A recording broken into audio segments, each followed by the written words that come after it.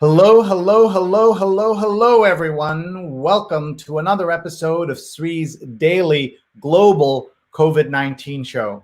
My name is Sree Sreenivasan, and I'm honored to host this daily conversation around various aspects of the COVID crisis: health, economy, racial inequality, and so much more. Please tell your friends that we're live right now and ask them to join us. We're live on Facebook, on Twitter, on YouTube, and on LinkedIn. Please share and tag your friends and retweet us.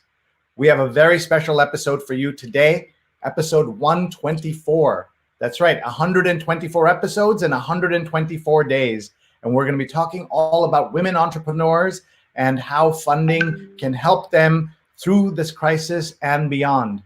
We are going to meet Cahn, who is founder and CEO of IFundWomen, a marketplace for women-owned businesses and the people who want to fund them. You'll meet her in a couple of minutes. She's busy right now sharing this with all her friends and colleagues so that they can all join us in a couple of minutes. Hi, folks, I'm Sree, and just delighted to be here with you. I'm the Marshall Loeb Visiting Professor of Digital Innovation at Stony Brook School of Journalism and co-founder of Digimentors, a social, digital, and virtual events company.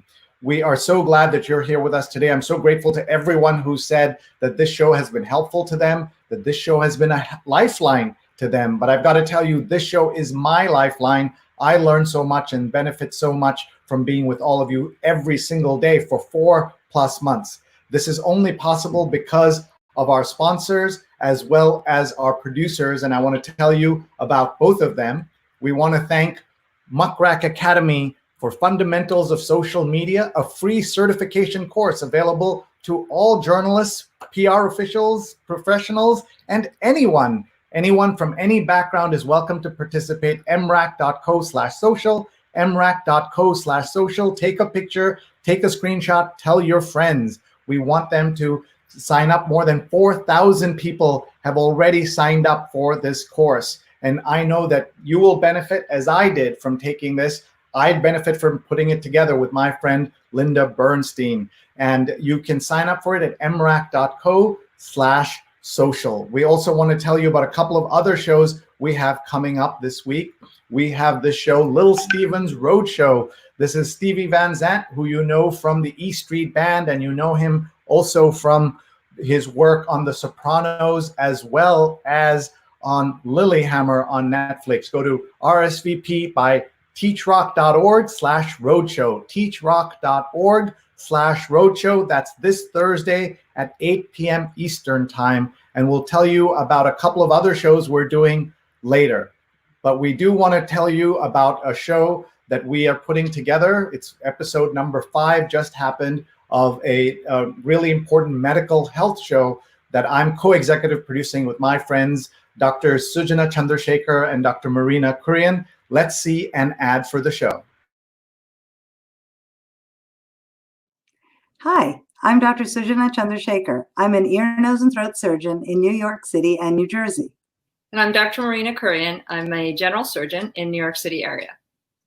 We'd like to introduce you to our new show, She's on Call. We air live on social media platforms from 11 a.m. to noon every Sunday Eastern Time. We discuss the medical topics of the week. We have 2 great guests, experts in their field, that help us analyze and look at some of the topical issues of healthcare. And we are on 11 to 12, so please join us. We'd love to answer your questions, so please share and watch and send us your questions and comments. See you Sundays at 11.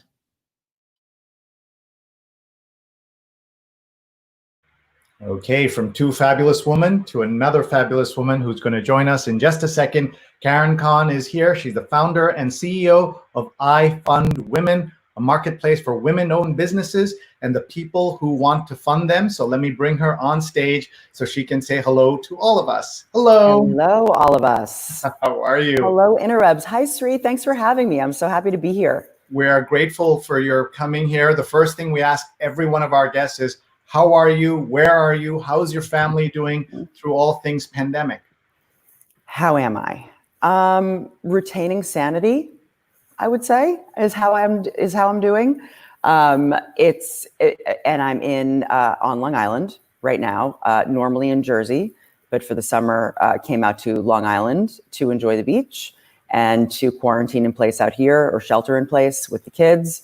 I would say I'm doing okay, not great, if we're being honest. I feel like my sanity every day is decreasing just this much, given just everything that's going on surrounding the pandemic and Black Lives Matter and the worsening of COVID and, you know, the impending election. I think it's, you know, my sanity is, it's you know, it's a moment to moment kind of thing. It's interesting because the kids, I feel like, have done so much better than the adults, especially the working adults, but all adults during the pandemic, at least from my perspective. My kids have done fine. It doesn't sort of seem to faze them much, but the adults, I feel like, are really hanging on by a thread, especially the working parents and especially women who have been made an outsized contribution to, you know, the pandemic in a negative way, meaning like we are more likely to get laid off.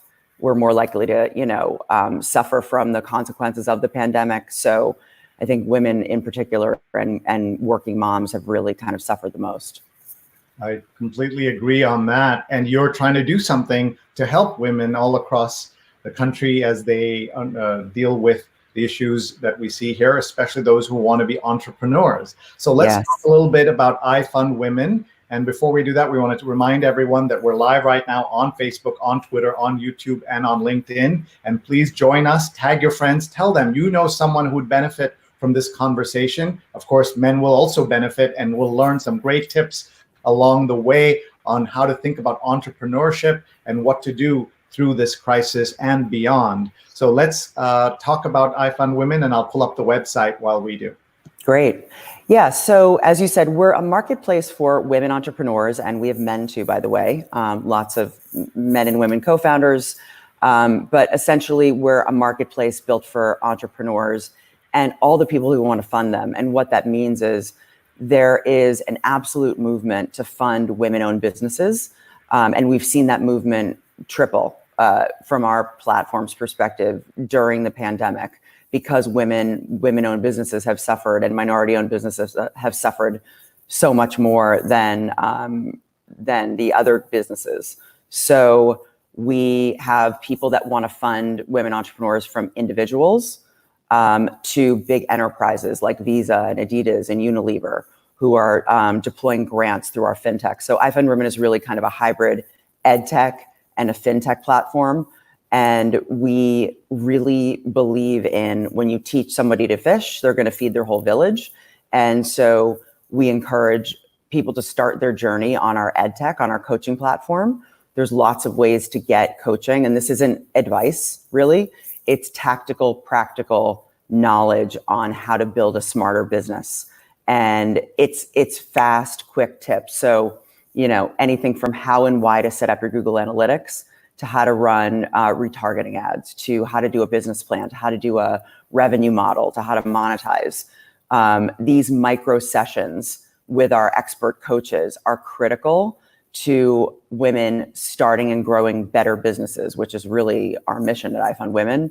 Our macro mission is to close the funding gap. So the problem we're working on is there's a complete lack of funding for early stage women entrepreneurs. In 2019, men got more than 97% of all venture capital dollars.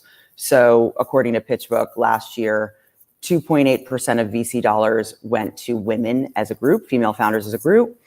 Even more egregious than that number is 0.32% of VC went to founders of color. And that research is from Project Diane. And so, you know, that's the VC landscape, venture capital. You know, most of our entrepreneurs that come to IFundWomen, they're idea stage or early stage. They're not necessarily sure how they're going to raise funding throughout their journey.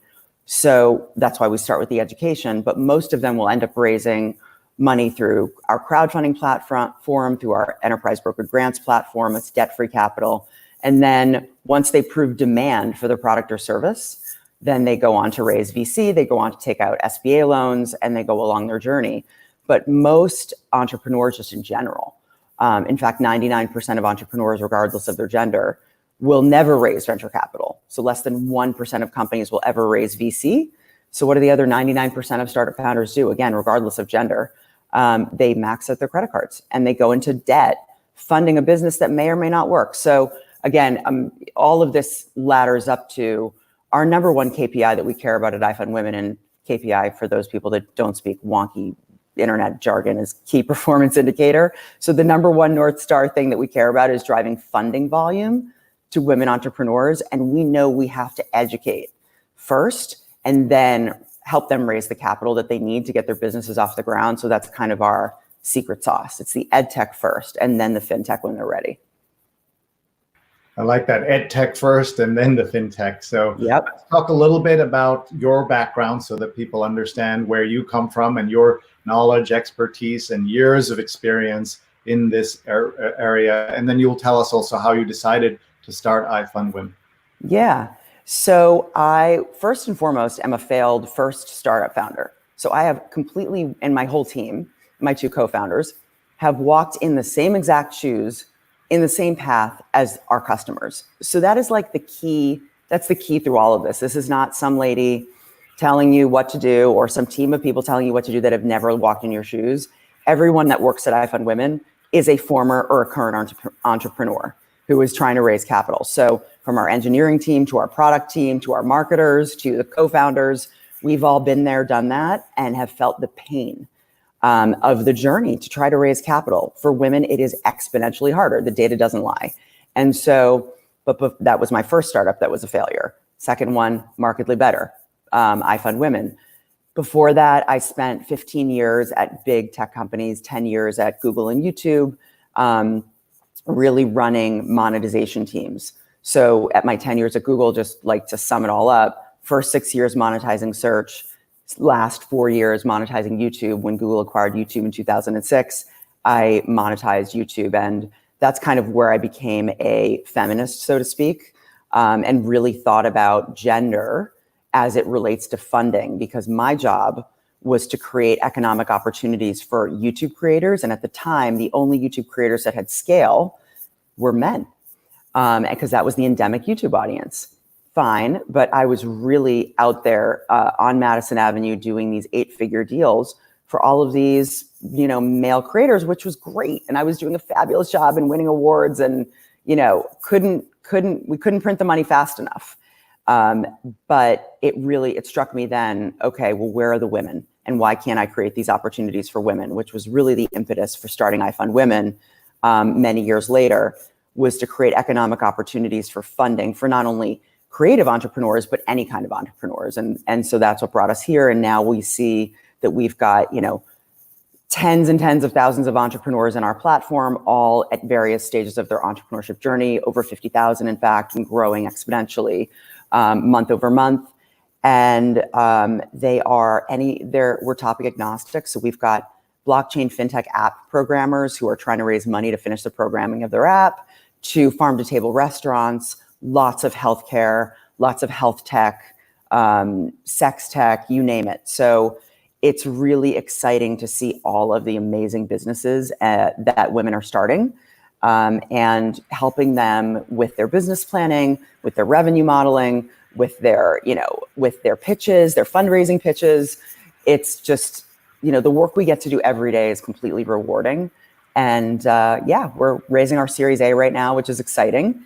And it's never been a better time, I think, to be a woman entrepreneur, because I hate to say it, the pandemic has really, shined a bright light on the people that suffer the most. And that is people of color, in this country at least, people of color and women from an economic standpoint. And so there are lots of big companies that are really putting their money where their mouth is and deploying grants, deploying capital, starting funds, and focusing on buying from, whether it's Black-owned businesses or women-owned businesses, buying from Main Street businesses, their local businesses. Main Street businesses are the fabric of our economy. And we saw a huge spike in our user base from market opportunists and side hustlers to Main Street businesses that have been established for years and years. Beauty salons, hair salons, restaurants, yoga studios, et cetera, that you wouldn't expect, that have been in business for 10 years, that you wouldn't expect to come on IFundWomen needing to raise capital and understand sort of the new ways of raising capital. But that's really become a growing customer segment for us. Well, that's great to hear that there is so much opportunity for folks. And we could talk about just your career for the next half hour, but we don't have time. I know. Look ahead, but I must tell you that I've been struck by what you said about YouTube, that now it seems that there is a lot more parity, or at least closer to that, a lot of women who have been very successful on YouTube.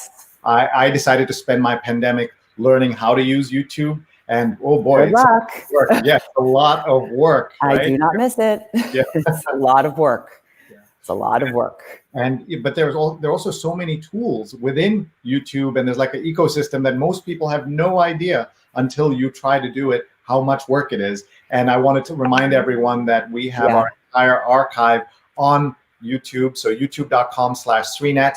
Please join, and please check out all our shows, including this one will be archived there. But let's go to what we call a global tour, Karen. We get people from around the world to tell us where they're watching from, and also if they have any questions or comments for you. So we'll bring them up, and as we do, if you want to react and tell us if you've been to any of the places they're watching from, or if you have a favorite memory of work or travel there, or food there, that'd be great. You mentioned food tech and all kinds of other tech projects that you're also doing, which is awesome. So let's take a look. Let's see who's here with us. And people, tag your friends, please, and follow Cahn. She's Cahn, C-A-H-N on Twitter, C-A-R-E-N, C-A-H-N on Twitter. Please do follow her. And of course, follow IFundWomen. And let's see here. Jonathan's watching from Union Square. Your memories of Union Square in New York. Is this Union Square Ventures or just Union Square, just in general? I started my career in Union Square. Nice. So my first job in New York in 1998 on the interwebs was at salon.com, which still exists, which is a web magazine. And our office was in Union Square. So that's where and my apartment was in Union Square. So I love Union Square. I love Union Square Cafe. I hope it's still around. And yeah, Union Square Ventures, if you're watching, you should totally participate in our Series A. Nice. That's what I got for Union Square. That nice pitch, and now you've justified the entire 45 minutes you're spending with us today. I could justify it anyway. Thank you. That's very kind. By the way, Jonathan does, that Odessa, a really popular restaurant in the area, has been shut down, and which is sad to hear. Ron Thomas is watching from Dubai. Hey, Ron. Have you been? Thanks for joining. I've never been to Dubai. I'm dying to visit. I hear you've got very tall buildings there. I've seen you on The Real Housewives. That's as close as I've gotten to Dubai. Okay. So that's been one big, great commercial for Dubai. That's right. And I've never been there, but I want to go on the the United Arab Emirates plane, the fancy one with like your own little cabin. I want to do all that. So yeah. When do you think you'll be on a plane, if you were trying to predict or guess? I don't know. I'm not really scared to fly, if I'm being totally honest. I would love to fly. It's more like where we're allowed to go, right? So I would fly now, but I have nowhere to go, and I have 2 kids, so I can't do that. That's the honest answer. That's a great, honest answer. Stefan says, so looking forward to learning more about Karen and IFundWomen. This show is not a lifeline, but the lifeline. Rahajan is watching from Long Island near Stony Brook and Center Reach. You're also on Long Island. Hi, Rahajan. And Ankit says, hello. What a great t-shirt, he says. Well, this was, speaking of sadness and places to go, I was supposed to give talks in Trinidad and Tobago last week, and in Vegas this week. Of course, I'm here instead, so I'm trying to channel my international travel through my t-shirts. I love that. I love that for you. Yeah.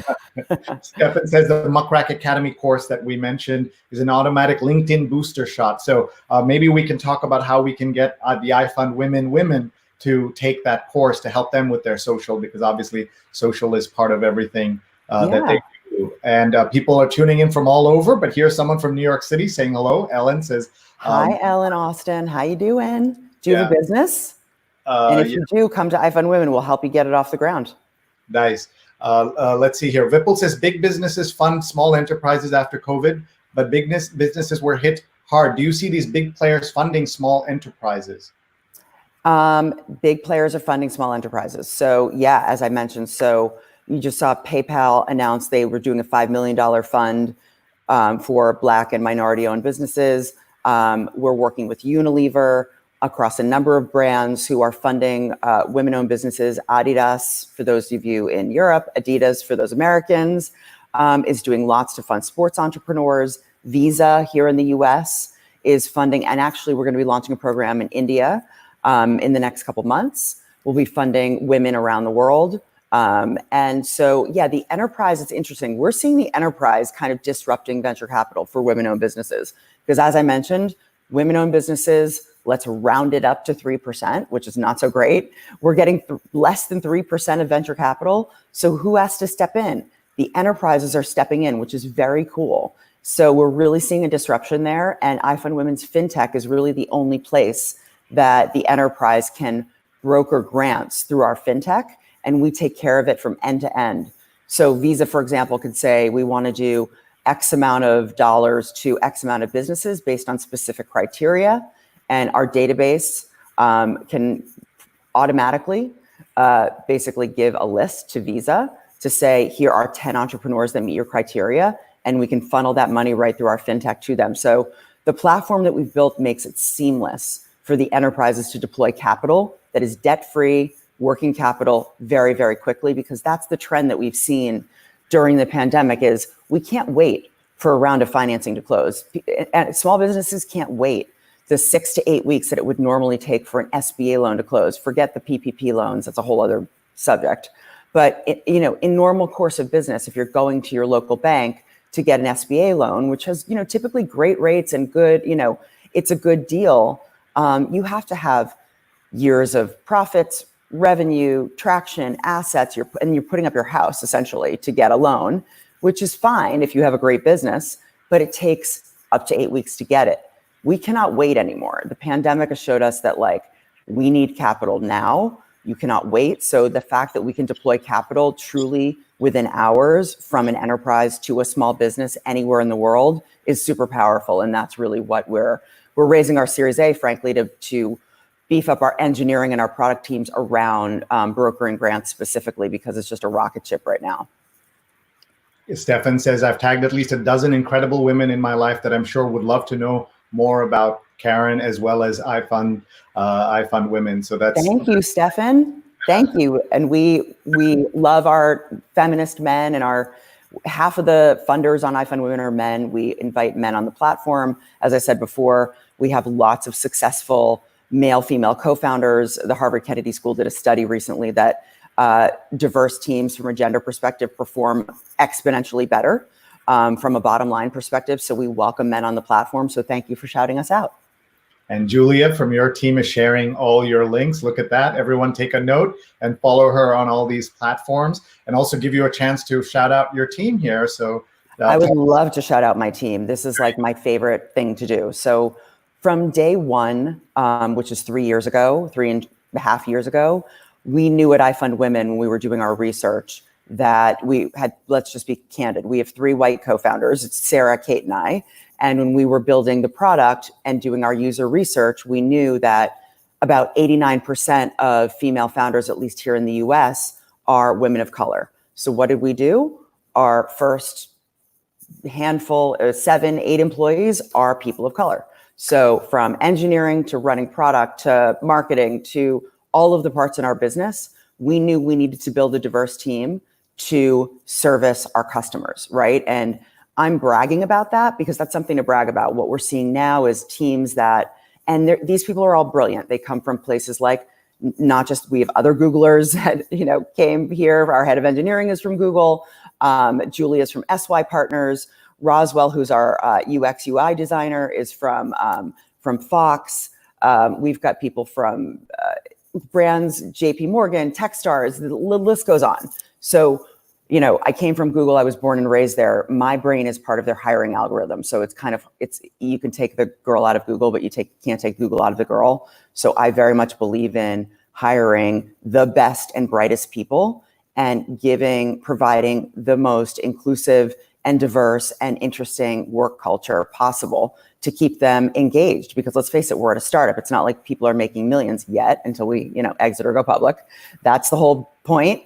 But we want to create a work environment that people feel great about. And the only way to do that is to hire a diverse team of brilliant minds. And that's what we've done from day one. And, so proud of the team. This team has never worked harder through the pandemic. And it's been tough. I mean, we're based out of New York. New York was one of the hardest hit states in COVID. And my team sheltered in place and did the right thing, just like all the other New York and New Jerseyans. And they just, it's hard. It's been, and I'm sure a lot of the people can relate that are watching this. Working through this pandemic with a team remotely is hard. Let's face it. And my team has shown up, not always with a smile on our face, but with honesty and with integrity and with grit, because we know that we are helping entrepreneurs who are absolutely struggling right now. We saw a huge spike in usership, again, as I told you, from Main Street businesses once the pandemic hit that were shut down and closed, who were doing crisis crowdfunding on our platform. So we had to really pivot not our model, but our way of speaking to our customer from hey, everyone's excited, you're starting your business, you're market opportunists, it's all exciting, you're in this fun early part of your business, to, oh crap, like you are going out of business or you're closed down, you need to crisis crowdfund, you need to market in a completely different way, you need to speak to your customers in a different way. So we had to really put on our thinking caps around this whole idea of raising capital in a crisis and marketing in a crisis. And what we did was we really thought about Maslow's hierarchy of needs and where our businesses fell in that hierarchy of needs, and the businesses that were speaking to the bottom three rungs of Maslow's hierarchy of needs. And I'll get you a graphic on this after, Sree, but the businesses that were really working with those bottom three rungs and providing product and services were doing fine. So for example, food delivery services. So the restaurants that closed and pivoted to delivering food to their customers crushed it, right? Anything having to do with your basic needs, food, shelter, water, safety, right? Those businesses were doing great. And then you get to, thank you, yay for a graphic. And then, what I find is interesting is the third rung, the need for belonging and intimacy and relationships and friendships. So it's no surprise that we're seeing, obviously, StreamYard and Zoom and Google Hangout and all of the, FaceTime and all of the technologies that are allowing us to see our friends and family and at least connect in that way, do well. But there are also things that are unexpected, like D-Nice's house party, right? I don't know if you all know what that is. And this is not a woman entrepreneur, but we talk about male entrepreneurs as well. D-Nice is a DJ out of LA. At the beginning of the pandemic, he was having these free quarantine house parties on Instagram Live. And he's a sought after DJ that was spinning 4 and 5 hours of tunes to connect people and get dance parties going in people's homes. And I'm telling you, Sree, D-Nice's dance parties, quarantine house parties, saved my sanity for the first couple of weeks of the quarantine. And I would put that in that third yellow rung of Maslow's hierarchy of needs, the need to feel, belonging and friendship and that you were a part of a group and doing something. So very much the feeling that you get when you're traveling. The idea of Maslow's hierarchy has been a really sort of a guiding light for us in guiding our entrepreneurs. And when, we do have entrepreneurs that are selling sort of in the luxury space and to, the people that are sort of at the top of Maslow's triangle in the self-actualization space. So how do they market? I'll give you one great example. So there is a company called, I got to remember it, and it's not off the top of my head. There's a company, and somebody remind me on my team. They're a fancy pajama company that I've been retargeted a million times on Instagram, and I never thought about this company at all. And I know that Julia is going to pop in here and tell me what this is. And it's going to come to me. Somersault. Okay. Somersault is a female founded brand. I get retargeted by them all the time on Instagram. They're not on IFundWomen, but it's a great example of a company that would typically sell to me because I'm rich, right? And it's it's swimsuits and pajamas for, the luxury market. They decided to change their messaging, which was so smart, to say, look professional, like you're in a suit on your Zoom, but be in your pajamas. And all of a sudden I was buying. I'm like, oh, they've changed the way they market. I need to look professional on my Zooms because I need to keep my job and I need to make money for my family. And so therefore I'm buying that outfit, which actually at $150 for the outfit is not so bad. And and I can wear it. I'll, you can see it on my Instagram. I'm not wearing it now, but it's a nicely, I'm well covered up. I'm modest. It's black and navy. It looks like I'm in a suit, but I'm really in my pajamas. So just kind of a ramble on Maslow's and how we're thinking about, this is why coaching is so critical and the ed tech is so critical. You would not know any of this unless you were watching your live stream, Sree. So thank you for giving me the mic. Or you would get this on the IFundWomen coaching platform. We coach women, we coach men. You do not have to crowdfund on IFundWomen to get the coaching. You don't have to raise capital on our platform. If you just want to learn how to market and monetize your business or potentially pivot your business, if you want to learn how to build a cheap, low-tech MVP, there's a lot of things, a lot of times early stage founders don't understand how to do that. I didn't in my first startup, which is why we failed. We didn't fail fast and failed cheap. We failed expensive and long. It was like the opposite, right? We did not lean startup. It was bloated. It was bad. So all of the things that I learned in my first startup, we're teaching on this ed tech in the new startup. And so I would welcome anyone to come and check it out. We've got lots of free workshops coming up. In fact, we have a free workshop coming up in the next couple of days on grant writing. So again, men and women alike are welcome to join. Oh, that's awesome. We're going to give you a second to catch your breath and also share on Twitter. You can just find me on Twitter and share it. So let's, amazing. People who are just joining us, this is what we are. This is my daily global COVID-19 show. We've had in our first 100 episodes, 201 guests. 124 of them have been women from 45 cities and 12 countries. And we've had doctors and nurses and CEOs and funders and founders and teachers and professors. And all of it is because we want to help people through this crisis. If you would like to be a speaker, a sponsor, please email me, sree@sree.net, sree@sree.net. Let me tell you what's coming up tomorrow so that you can be ready to join us tomorrow. Tomorrow is episode number 125. We have our open mic where we are happy to have you join us and talk about anything you like. We do this every 25, 30 episodes or so. So last time we did this was on episode number 100. So please join us tomorrow at 9 p.m. Eastern for this conversation. Now we're going to pivot back to bringing on Karen, and there she is. Thank you so much for being here. We have about another 10 minutes or so with you, and I know how busy you are, so we're very appreciative of your time. We have several comments coming in, and people are asking. Oh, by the way, here someone's reacted to. Mark is reacted, says he was awesome on these awesome house parties, and the folks with Daybreakers are doing a great job of connecting people. That's a female-funded company. Yes, I know.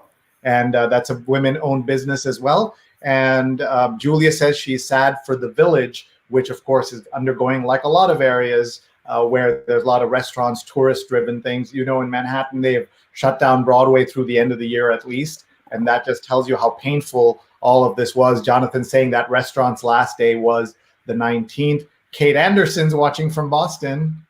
Hi, Katie. That's my co-founder. Yes, I know. She runs our operations. She is absolutely incredible. I mean, really, our whole team, I love to brag on our team. This is not the Karen Cahn show at all. IFundWomen is such a collaboration. We have 15 people. We are a small, lean team, but we produce unbelievable results. In fact, we've empowered women entrepreneurs since we started to raise $40 million in startup capital that they would have not had access to if IFundWomen didn't exist. So that comes through our fintech, that comes through the follow-on capital that we help them raise, that comes through things like PPP loans. We did so much coaching on the PPP loans. Talk about painful. That first tranche was a hot mess. And now everyone can see the data about who got the first tranche of the PPP loans. And just to let people know, the second tranche is still not fully deployed. So if you're watching this, man or woman, I don't care who you are, and you did not get your PPP loan and you need it, go apply for it, because there's still over $100 million, $100 million, pardon me, in capital that still hasn't been deployed. And so we coach on follow-on capital. We coach on how to get grants, on how to get loans. We deploy grants. So when you look at all of that, 32% of our alumni raise venture capital. Granted, we're starting with a smaller base, but we're exponentially preparing people to raise a round of VC. And our alumni, we have 4 alumni that were put on Inc. magazine's top 100 female founders list of 2019.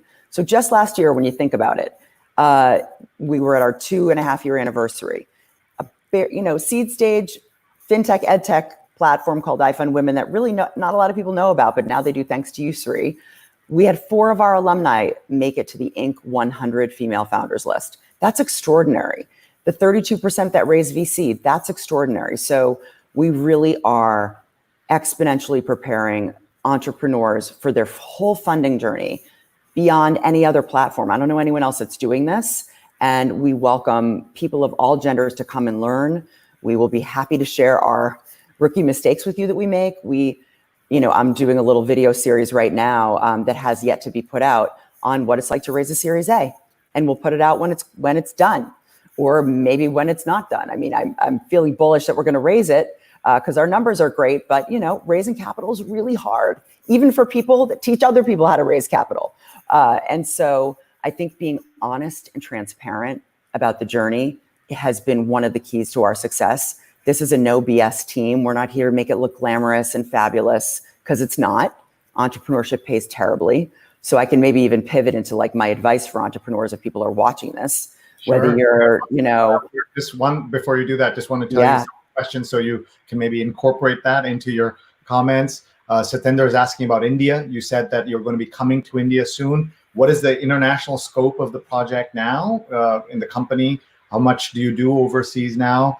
Here is William, who is watching from the Bronx as a struggling African-American entrepreneur. This is so inspiring, he says. William, please get in touch with me. We'd love to stay in touch and hear about your journey. Sree@Sree.net. Just email me. We'd love to hear how you're doing and what you're working on.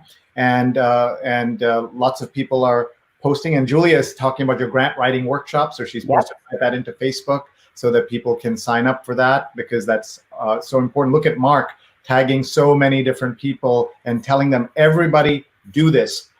Someone who's an entrepreneur. Thanks, Mark. Someone who wants to be an entrepreneur, someone who already is one, someone who's struggling, someone who's dreaming. Please tell them that they must watch this video and then check out IFundWomen and everything that they do there. Here is Fernando saying, I'd love to develop a fund for Native American projects. What a great idea. Let's talk. Fernando, you and I have... Fernando, done and done. Done and done. Committed. Oh, yes. Thank you. Yes, and because what we've seen, Fernando, so you literally are in my brain right now, because we launched IFundWomen of Color in January. So we've been ahead of the curve on all this stuff. I was an African-American studies major in college 8 million years ago, which is why I knew when I started a company to hire a diverse team. And so we have been planning for IFundWomen of Color, which is a platform within IFundWomen specifically dedicated to entrepreneurs of color across all diverse ethnicities. And we launched that in January on the stage at the Women's March, right? It was still happy days. It was way before the pandemic. Then the pandemic hit, and, who was, affected the most were women-owned businesses, women of color. And so our platform was already there. We already had a bright, shining light and a curated group of already successful entrepreneurs that people could easily find, discover, and fund. We went a step further when the Black Lives Matter movement and George Floyd and the revolution started. And we went even further with the segmentation of that audience to a fund Black-owned businesses platform. Okay, and we're going to send you all the links. We realized in that moment, like, with the numbers that these women were putting up in terms of funding volume, it was a hockey stick, and it was really just a function of putting it on our nav and shining a bright light on these already amazing businesses. And so, yes, Native American women, Indian women, Asian women, like, we should be hyper segmented. And that might be controversial. Like, a lot of people are not going to like what I have to say, to be honest. But look, the reality is it is harder for women to raise capital as a group. It is exponentially harder for women of color to raise capital. It's harder for different groups in the women of color category to raise capital for different, ethnic reasons, for different cultural reasons. I could go on and on about how the different microgroups within women of color, just culturally, there's issues around raising capital and asking friends and family for help and putting your business out there. It's frowned upon in some cultures. And so we're really trying to make it so much more accessible and easy for women to raise capital and feel comfortable doing it. And so it may be a little bit of a controversial topic, like segmenting by ethnicity, segmenting by race, but we have seen that there's a need for it. And when we do it, the people that care, like I think his name was Raymond, the people that care about a certain group of people and want to fund that certain group of people, I think it was Raymond with Native American female entrepreneurs. Fernando, pardon me. We want to make it easy for you, Fernando. So yes. So we only have a few minutes left because I know your super team is going to get mad at me if we don't get you out of here on time. So okay. I'm just going to read some quick comments and help you kind of, as you think of kind of final comments to come. Here's another Karen who says, I'm great. I'm signing up. I'm starting a construction company in New York City and I'm getting a loan right now. I have so much to learn. Can't wait. Karen Dowd says that. Oh my gosh. I'm so glad you're going to go get your PPP loan. Go get that money, girl. All the men in the construction business got that money. Go get that money. Yeah. So many different people here, and some folks that were tagged by Mark are already here and commenting. I know your team will go into the comments on my Facebook and comment later, and people are tagging folks. So many great comments coming here. And I can tell you that how hard it is to be an entrepreneur. I myself, in the middle of all of this, we took our business and decided to change and make it slightly different. We focused on virtual events. And this looks like we focused on like having in-party non-mask events, but that's not what we're doing. I just want to be clear on that. And shout out to Jenny Lazarus, who was the person that made this connection, who is a good friend of mine and a brilliant, brilliant communicator and a brilliant marketer. So Jenny, thank you. Yeah, here's a question that I can never get an answer for. And by the way, big shout out to Jenny. She is on our team and doing fabulous work. I can never get a good answer. I'm Brazilian, but white. Could I qualify as a minority business? And yes, so absolutely. That's so interesting you say that. So Karen, first of all, good luck being a Karen. I'm a Karen and we're not Karens. And so there's a whole moment here. That's a whole other conversation. I just wanted to stop there and just say that I deliberately didn't bring up the whole Karen thing, but you totally. It's a moment. We got to have another conversation, Sree. We can have a whole episode on the Karen thing because I have a lot to say about it. And I think it's funny to a point. Okay. But Karen, yes. And when you look at IFundWomen's team, 53% of our team are women of color, but we've gotten people that are like counting. They're like, oh, really? It's not, but it's not what meets the eye. There are plenty of people that present as white who are minority owned businesses, Latinx businesses. So the answer to your question is yes. And you identify what you are from a ethnic perspective, and we trust you to know what you are. And women, of course, are their own category in New York. Minority and women both own businesses, right? That's the way it's designated. So that matters. Lots of comments coming in. Joanne says, such important work you're doing. And Julia says, yeah, feel free to contact me, to any journalists. I manage comms for IFundWomen. Julia at ifundwomen.com. We have lots of journalists watching right now. Great. Anywhere in the world, please jump in and talk to her. Please tell us about India clearly so that people can understand what you're planning to do in India. We should bring you back to talk about that when you're ready. 100%. So listen, I can't tell you much because it's all kind of under the cloak of being, in stealth mode. But I can tell you that India is our number 3 market on IFundWomen in terms of interest from entrepreneurs and funders. And so we just watch our Google Analytics grow every day in India. We have partners, multinational partners who absolutely want to support entrepreneurs in India. That's all I can say right now. It's coming. That's exciting and mysterious. I like that. That's good. I mean, we're in stealth mode and I can't say much more, but it's coming. That works, and you're a good marketer there. That proves it. So before you go, 3 to 5 tips for everybody who's watching, who's an entrepreneur, who may be worried about staying the course, and also people who are worried about jumping in at this moment. Seems like the worst time to jump in, leave your very cushy job, if you have a cushy job in this day and age. So talk to all of them, and then we'll let you go. Okay, great. I'm happy to. Okay, so if you have, it's so funny you say the cushy job, because our first piece of advice to anybody that comes to us with a well-paying day job with benefits is do not quit your job to become an entrepreneur. Period, full stop. You do it at Google, we call it your 20% time, which, your spare time, your night, your weekend. And if this sticks, if this passion sticks, and if it becomes a business, which means that strangers are buying your product or service, then, when you're doing it for a few years and it becomes a thing and you can sustain your family, then you can think about quitting your job. But please don't quit your job with the great benefits and the great salary to be an entrepreneur. Most startups fail. Over 90% of startups fail, and that's okay. But there's nothing worse than failing, either going into debt or having given up your job that you need. I would say, unless you are wealthy or you are at the top of Maslow's hierarchy of needs and you have all the other needs covered, don't quit your day job to be an entrepreneur. You need to come to IFundWomen, get the education that you need to start your business smart. Start a cheap MVP, minimum viable product, and test and do your research. Here's another piece of advice that I wish I had taken or had been given in my first startup.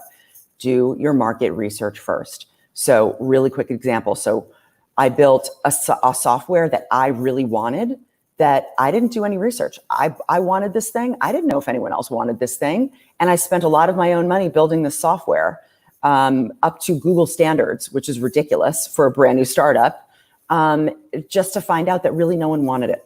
So that was a huge mistake I made in my first startup that I always tell people now through our coaching platform, and we educate on it, is do your market research first. And this doesn't include your mom or your bestie or your friend or your bro down the street. It's strangers. Do your research with your target customers to see, do they actually want what you're selling? If the answer is yes, then you build a really inexpensive pilot or MVP and you test, learn, iterate. A great book written by Eric Ries called The Lean Startup is a fabulous book, regardless of if you're in tech or not, on how to, do your research. You build a really embarrassing pilot. You put it out there. You're like, oh my God, I'm mortified. But you put it out there quickly. You listen to what your beta testers are telling you, and you iterate. So that's a really fast way of saying, don't quit your day job. Do your research first. And finally, test, learn, iterate, and finally, get coaching. Get coaching. There's so many free resources on IFundWomen. Every single day we have a free workshop. Men and women alike are welcome to join. You will learn so much. And there's also coaching, private coaching that you can invest in. It is not expensive.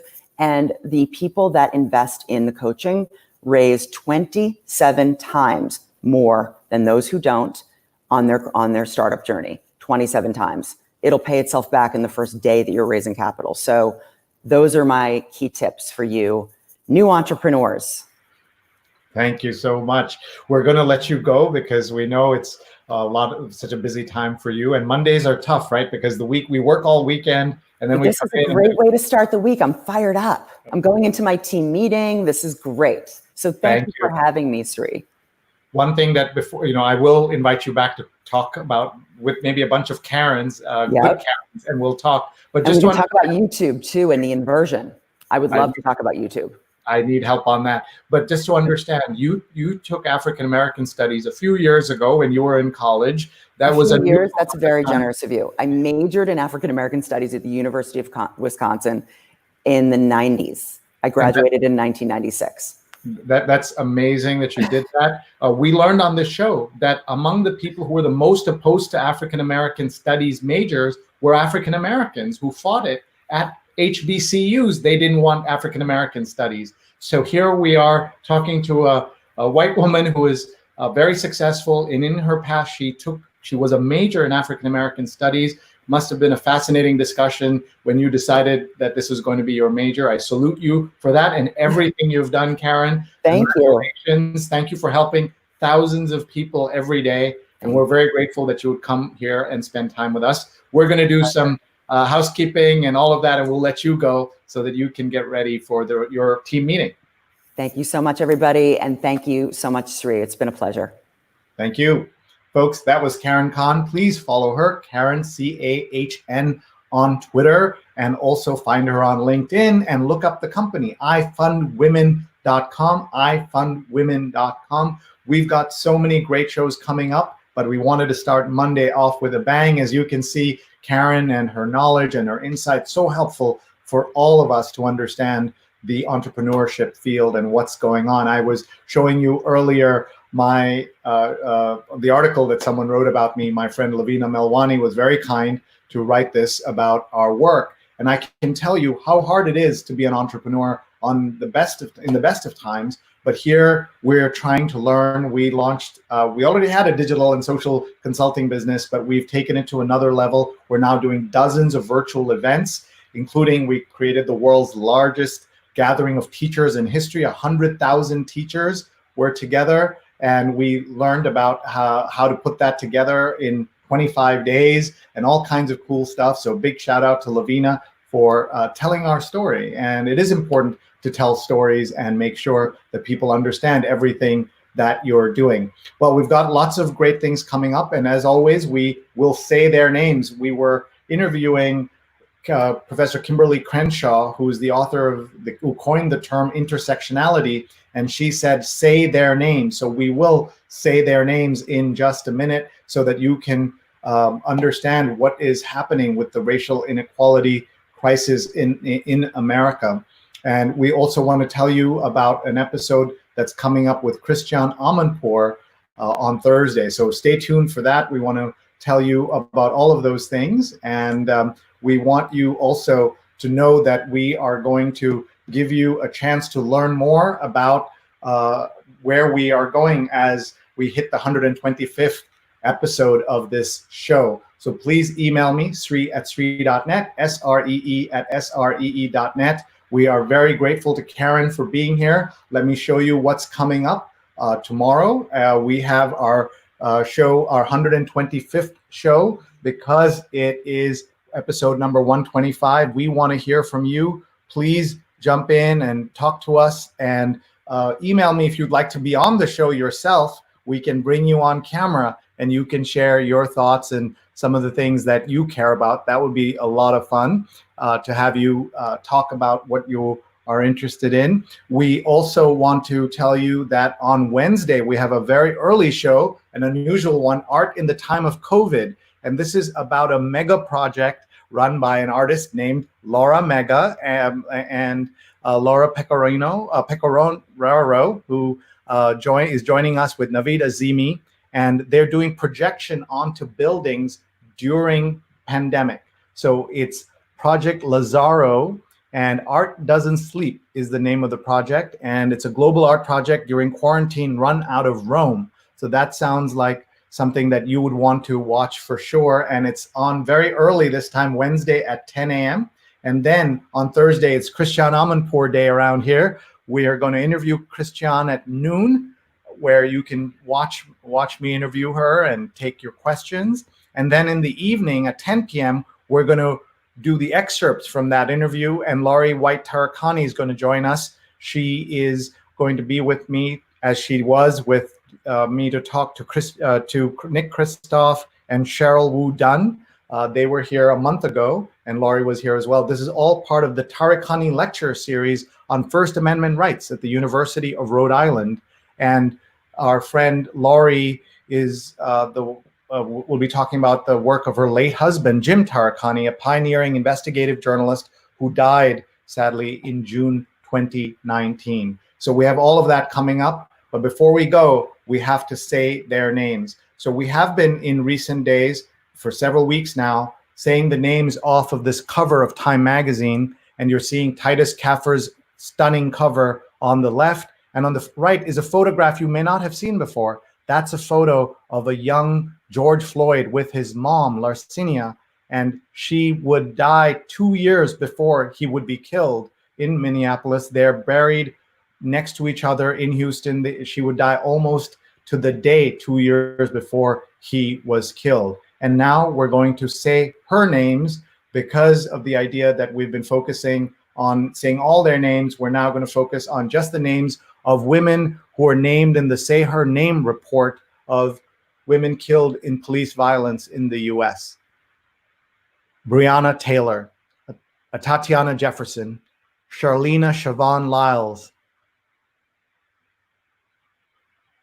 Corinne Gaines, India Kager, Sandra Bland, Alexia Christian, Maya Hall, Megan Hockaday, Janisha Fonville, Natasha McKenna, Tanisha Anderson, Aura Rosser, Shanique Proctor, Michelle Cousseau, Pearlie Golden, Gabriela Navarez, Yvette Smith, Renisha McBride, Miriam Carey, Chaim Livingston, Kayla Moore, Shelley Frey, Melissa Williams, Shulena Weldon, Alicia Thomas, Chantel Davis, Charmel Edwards, Rekia Boyd, Cherise Francis, Aliana Stanley Jones, Tarika Wilson, Catherine Johnston, Alberta Spruill, Kendra James, Latanya Haggerty, Margaret Laverne Mitchell, Taisha Miller, Danette Daniels, Frankie Ann Perkins, Sanjit Taylor, and Eleanor Bumpers. Thank you for staying with us as we said their names. And we are trying to understand and learn about how those of us who are not Black can be allies of the Black community. And we're also learning how we can promote racial justice in this country as we also try to get a handle on everything around the pandemic in the United States and around the world. You should know that yesterday, for the first time, New York City reported 0 deaths. For the first time since March 11th, it took till July 11th for 0 deaths. And that's because in New York, we were in lockdown and we were wearing masks and not going out unless we needed to.